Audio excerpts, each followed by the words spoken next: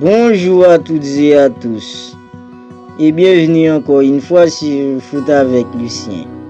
Alors je m'appelle Lucien et j'ai créé cette chaîne pour pouvoir vous tenir informé de tout ce qui se passe dans l'actualité du football mondial. Alors si les sujets vous intéressent et que vous n'êtes pas encore abonné, maintenant je vous invite à le faire. Dans cette vidéo, je vais vous parler du 11 ans que devrait aligner Xavi cette saison. Alors que le mercato est loin d'être fermé, ce dernier a déjà été très dansant pour le Barça. Entre les arrivées de Robert Lewandowski et Koundé, mais aussi la prolongation d'Ousmane Dembélé sans parler du cas de Jong, plusieurs incertitudes existent au moment de composer une équipe titulaire. J'ai tout de même tenté de concocter les 11 ans que devrait aligner Xavi pour cette saison au FC Barcelone si les choses en restaient là. Gardien de but, Marc-André ter Stegen. Cela ne fait aucun doute ou presque. Marc-André ter Stegen sera le gardien titulaire du Barça cette saison. S'il est parfois critiqué, l'Allemand reste un portier reconnu internationalement et capable des performances rares. Défenseurs centraux, Ronald Araujo et Jules Koundé. L'un des rares satisfactions du Barça en défense ces dernières années, le rocan uruguayen devrait composer la charnière centrale de l'équipe avec Jules Koundé. Attention tout de même à la concurrence d'Andreas Christensen, arrivé libre de Chelsea cet été. Latéral gauche, Jordi Alba. Jordi Alba est le latéral gauche du FC Barcelone pour la 10e saison consécutive. A noter que le Barça lui cherche un concurrent. Latéral droit, Sergiño Dest. C'est un peu par défaut que le latéral américain se retrouverait titulaire si les choses en restaient là au Barça. L'idée de Xavi est toujours de recruter César Azpilicueta au poste de latéral droit, mais les discussions semblent s'éteindre ces derniers jours avec Chelsea. Milieu défensif, Sergio Busquets. On voit mal Xavi sorti du 11 ans son capitaine. Malgré l'âge et quelques critiques, Busquets est un élément important de l'équipe. Lorsqu'il était considéré comme indésirable ou presque, Pjanic devrait être sa doublure après avoir réalisé une très bonne pré-saison au poste en sentinelle. Milieu relayeur, Pedri. Pas besoin de poser beaucoup de questions pour savoir quel rôle jouera Pedri cette saison.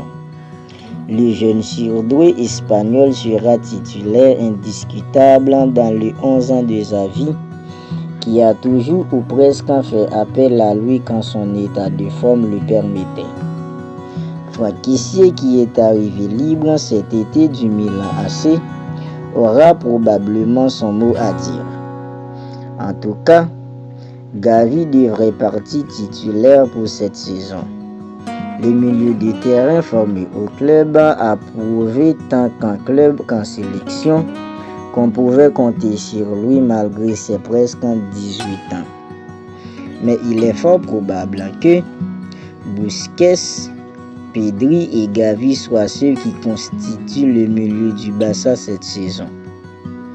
Ailier gauche, Ansu Fati. Si les blessures les laissent tranquilles, Ansu Fati sera titulaire sur l'aile gauche de l'attaque du Barça. À chaque fois que son corps lui a permis, le numéro 10 du FC Barcelone a toujours eu du temps de jeu et marqué les esprits. Ailier droit, Ousmane Dembélé. L'arrivée de Rafinha devrait le pousser à ne pas se reposer sur ses lauriers.